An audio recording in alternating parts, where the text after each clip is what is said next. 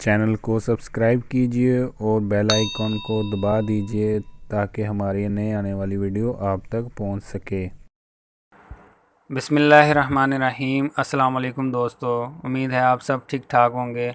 आज हम बात करेंगे कि अगर ससुराल वाले बच्चे को छीन कर ले जाए तो माँ के पास कौन सी रेमेडी मौजूद है और कौन सी रेमेडी अवेल कर सकती है। इसके हवाले से आज हम बात करेंगे। इस हकीकत से सब वाकिफ़ हैं कि बच्चे माँ की कमज़ोरी होते हैं और इस कमज़ोरी का सबसे ज़्यादा फ़ायदा ज़ालिम ससुराल वाले उठाते हैं।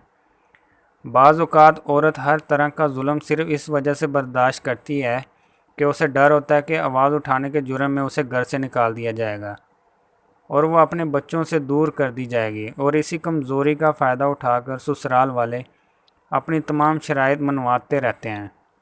हमारे मुआशरे का सबसे बड़ा अलमिया ये है कि लोगों में कानून से आगाही नहीं है और जो तासुर लोगों के जहनों में बैठ चुका है वो किसी सूरत ख़त्म नहीं हो सकता।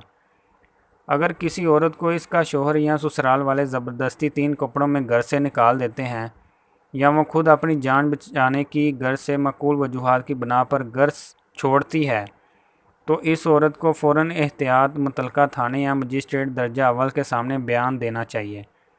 मुतलका थाने में इतला देने या मजिस्ट्रेट दर्जा अव्वल के सामने बयान देने से औरत को फ़ायदा ये होता है कि अव्वल तो सारी बातें रिकॉर्ड पर आ जाती हैं और अमूमन शौहर हजरात खुद ही बीवियों को घर से निकालकर बाद में नानो नफ़का के दावा से बचने के लिए बीवी को घर वापस बसाने का दावा कर देते हैं और बीवी पर दबाव डालते हैं या फिर बाज़ औक़ात ससुराल वाले औरत पर चोरी या कीमती सामान ले जाने का इल्ज़ाम लगा देते हैं या बदचलनी का इल्ज़ाम लगा देते हैं। सब बातों से औरत की हिफाजत हो जाती है। इसके अलावा जिन औरतों के बच्चे ससुराल वाले छीन लेते हैं इनके बारे में भी ससुराल वाले ये मौक़िफ़ नहीं अपना सकते कि बच्चों की माँ खुद जानबूझकर बच्चे छोड़कर चली गई है।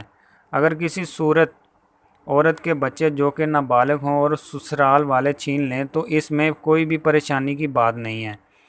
फ़ौरी तौर पर मुतलका थाने को इत्तला देने पर पुलिस बच्चे को बरामद करा के माँ के हवाले करा देती है और अगर किसी भी वजह से पुलिस कार्रवाई ना करे तो माँ फ़ौरी तौर पर ज़ाब्ता फ़ौजदारी की दफ़ा 491 के तहत हाई कोर्ट या डिस्ट्रिक्ट और सेशन कोर्ट में दरख्वास्त दायर कर सकती है। दरख्वास्त जमा होने के बाद अदालत फ़ौरी तौर पर बैलफ मुकर्रर करेगी, नाबालगों को बरामद करवा कर अदालत के सामने पेश करने का हुक्म देगी और फिर आर्जी तौर पर बच्चे माँ के हवाले कर दिए जाएंगे। अगर बच्चों की तहवील के सिलसिले में गार्डियन कोर्ट में वालिदैन के दरमियान दावा चल रहा हो और इस दौरान माँ बाप से बच्चे छीन लिए जाएं तो भी गार्डियन एंड वार्ड एक्ट 1890 की दफ़ा 12 के तहत बच्चों की आर्जी तहवील माँ हासिल कर सकती है।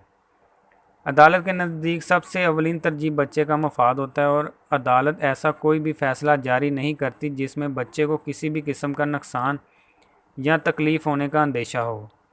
दरख्वास्त दायर करने की वैसे तो कोई मयाद मुकर्रर नहीं मगर बग़ैर किसी वजह के लंबी तख़ीर से दादरसी या रिलीफ़ के इम्कानात मुतासर होने के अंदेशे होते हैं।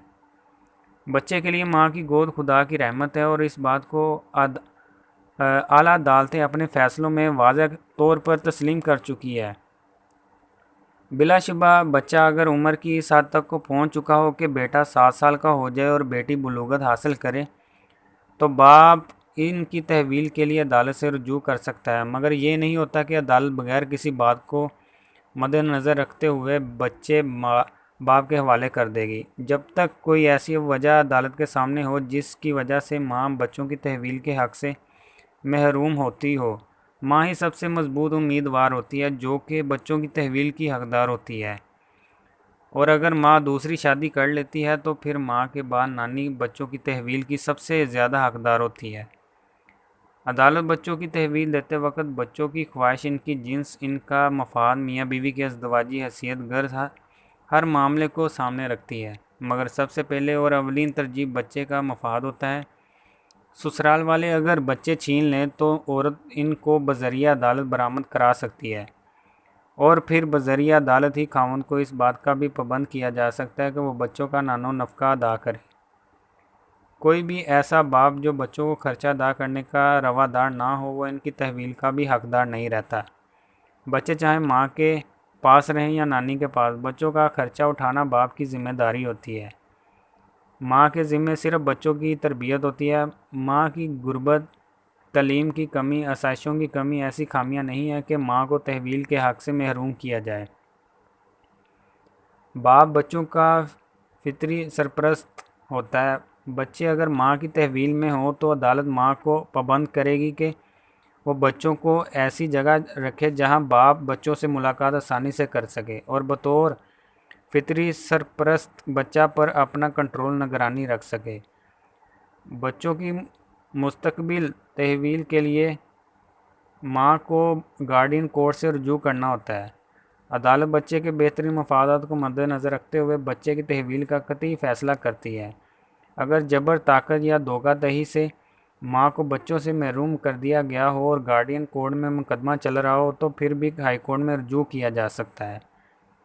یہ بات واضح کر دوں کہ ہائی کورٹ صرف اصل تحویل کی بحالی کا فیصلہ دیتی ہے، جبکہ مستقل تحویل کا فیصلہ صرف گارڈین کورٹ ہی کر سکتی ہے، اور اعلیٰ عدالت کے عارضی حکم کو ہائی کورٹ میں آئین کے آرٹیکل 199 کے تحت چیلنج نہیں کیا جا سکتا۔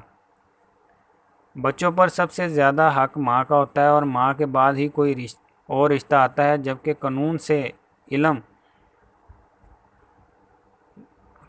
لا علم ماؤں کو انہی کے بچوں کے ذریعے ساری زندگی بلیک میل کیا جاتا ہے۔ قانون سے لا علمی کوئی جواز نہیں ہے، اس وجہ سے آگاہی حاصل کرنا سب کا حق اور فرض ہے۔ یہ تھی آج کی ویڈیو، آپ کو پسند آئی اس کو لائک، سبسکرائب اور شیئر ضرور کیجیے۔ اپنا خیال رکھیے گا۔ اللہ حافظ۔